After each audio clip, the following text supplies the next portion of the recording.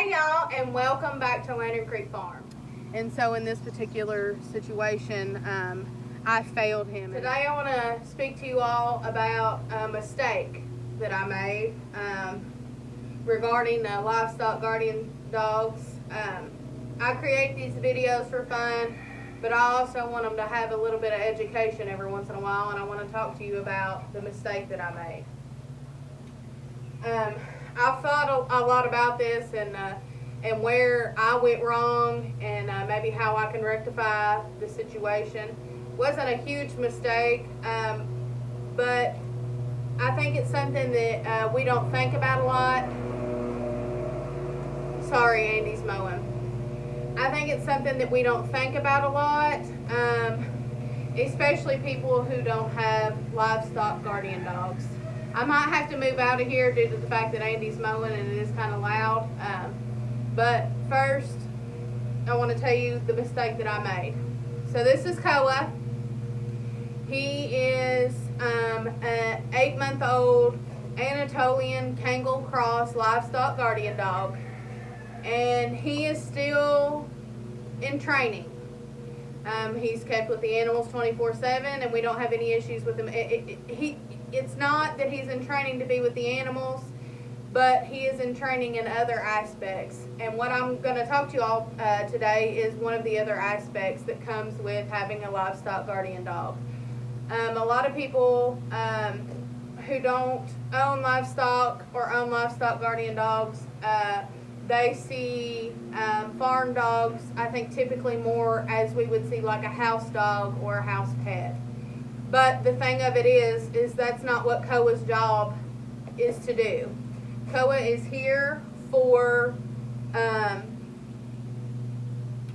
pretty much one reason and one reason only. We love him, we take care of him, but he is not a pet. And because of that, he is here specifically for a job, and his job is to guard. And we haven't had many instances where we've brought people out to the farm or people have come out to the farm, and so we haven't had to deal with this much. But we had a situation. Let me take you all out here, and that way we don't have any background noise.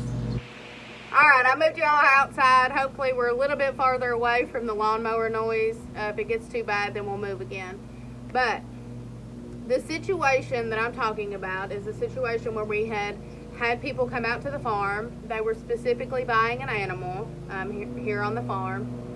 And they came out, and we've had people come to the farm, and usually we will put Koa up, or we will bring the individuals that are here to pick up an animal to another spot where he can't really see them or they can't interact with them.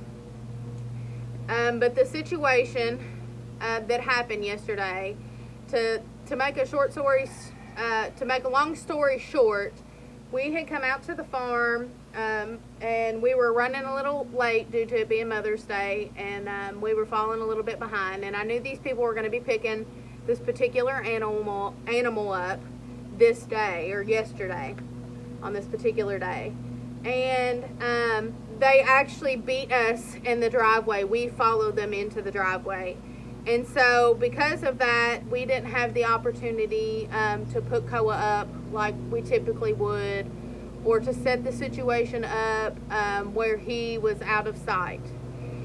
And that was my first mistake that I had made. I wish we would have got here a little bit earlier, but it was just something that maybe couldn't have been helped. So we wasn't able to put him up. We came around the barn area, and it was a group of people that were coming to pick up this particular animal. It was a family, and they were coming to pick up this particular animal. And when they come around the barn area, Koa was at the gate that is right next to the barn, and I said to them when they seen him, because they said something about him, and I said, I don't think he'll be very friendly. And although he is a friendly dog, I kind of said that I kind of said that referring into a way, trying to nicely say, you know, please don't bother him, but I didn't say it that way. I just said I don't think he was very friendly, which technically is not a lie, because he might not be friendly to strangers. He hasn't had much contact with strangers, so I didn't really know how he would react. Because it isn't a livestock guardian dog's nature to be defensive of their area, and they were coming into the outside of his area, and they were kind of fawning over him and petting him, and that was my second mistake. I should have asked them to step back from him. And that might seem odd for people that don't have a livestock guardian dog, or maybe don't understand the concept of a livestock guardian dog. His job, like I said previously, is to guard. He's not here to make friends with strangers. He really shouldn't have much contact. He shouldn't be mean to people. We don't want him attacking people, but he shouldn't be friendly to everybody that comes on the farm, because not everybody that comes on the farm could mean a good thing.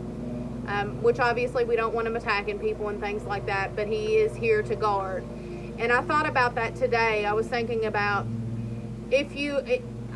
some of you could probably relate to this situation. If you've ever heard of like the Royal Guards in England and how they guard that castle, they are very serious about their job. They don't play, they don't talk, they're not there to socialize, they are there for a very specific job. And that's what the livestock guardian dogs are here for. They're here for a specific job. We don't mistreat him, you know, he's not deprived of love and care, but he's also not a pet. So the situation came, the major situation was that they had just kept going back to him and kept petting on him and kept petting on him and kept petting on him. And I knew, in a sense, I knew that, you know, this is not how I want my livestock guardian dog to be treated. And although they weren't treating him wrong, they were unaware, I believe, of how we should. He's mowing up closer. Let's move this way. Alright, we've moved to another spot. But as I was saying, I believe that they even had stated that they'd never really been on a farm. That they were kind of unaware of how they needed to interact with the livestock guardian dog. And maybe not every farm is like this. We certainly don't want mean dogs that attack people for no reason. But we do want our dogs to be, maybe let's say, guarded in a way that they might see a stranger and realize that, you know, they're not supposed to be friends with them. And so the situation went from, you know, them just seeing him and petting him to continually going back to him. And my problem, not that it was their fault, because they didn't understand and they don't know. And that's why I'm making this video, so that people can, from the outside that doesn't have an experience, or maybe are unsure of how they should react or act around a livestock guardian. I want to make this video to be educational in that way. But I should have stood up for him. That was my mistake. I should have advocated for how we would prefer our livestock guardian to be treated, and I didn't. And so I let him down in that aspect. And where he is in training, I feel like it's even more important that I advocate for him more. And I'd say the situation, you know, we don't have a lot of visitors on our farm, but we do have people that come to pick up animals. And so this is, we don't have people every day, but we do have enough people that I need to be more able to speak up for him. I need to be more bold when I speak up for him and not just say, oh, well, I don't think he's friendly. Although he might not be friendly. I've got a bird hopping up on the fence getting ready to jump out. Although he might not be friendly to strangers, I don't necessarily want him to be friendly with strangers either. I don't want him to be petted on and babied and stuff. And that's a lot. People that watch my videos regularly probably know that maybe I might have 2 videos where they're specifically about Koa. And the reason for that being is he, like I said before, he is here for one job. His job is to protect our livestock. He is the guard of this farm, and because of that, he's not a pet, like I had said previously. And so we do not spend our days coddling and loving all over him. And he is an affectionate dog, as you've seen in the beginning of the video. I mean, he does get loved on, but we don't go overboard with it. We try not to baby talk. I catch myself baby talking him, and Andy's like, no, don't do that. We try not to baby talk him. We try to lead him and guide him firmly, not meanly, not in a mean manner, but firmly, so that he understands what's going on. And so that's what I wanted to make this video about.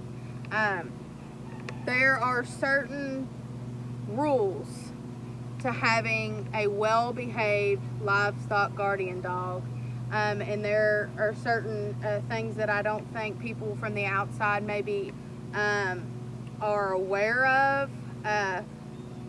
The guarding, typically for a dog that's been bred specifically, it's in his DNA and he was born on a farm, that's not the hard part. The guarding the animals aren't the hard part. It's the behaviors that you want them to steer away from, the things you don't want them to do that you need to teach them. And so in this particular situation, I failed him in that situation. I should have been more bold, and I thought maybe to rectify the situation, that next time I can be more bold when I speak to people and say, you know, please respect his title as a livestock guardian dog, and please don't pet on him and coddle him and things like that. And I also had maybe even thought about putting a sign at his gate saying, please don't touch the dog. And I hope that those things will help, but I think the biggest thing is for me to be an advocate for him, is for me to speak up and say, I'd rather you not. You know, please don't talk to him, because he has a specific job here, and we want him to stay on dog. I would ask the particular owner, you know, how should I interact with him, or should I interact with him? Because although Koa he didn't seem to be aggravated or upset about it, I've heard of livestock guardian dogs, you know, biting people, getting aggressive towards people, and we definitely don't want that. We don't want to train a dog to be that way, but we do want him to stay focused. So I know this probably sounded long-winded, and it might not mean much to other people, but I just, like I said, I wanted to get on here. I had this YouTube channel to try to educate and try to help others, and to be entertaining. It's not always so dreary and things like that, but I did want to enlighten you all to a mistake that I made. We all make mistakes. We learn from those mistakes, and so I'm going to do my best to try to learn from those mistakes, and like I said, advocate for our livestock guardian dog better than I did yesterday. So y'all have a wonderful day, and I thank y'all for watching. Thank y'all for hanging out with us, and we will see you next time. Bye.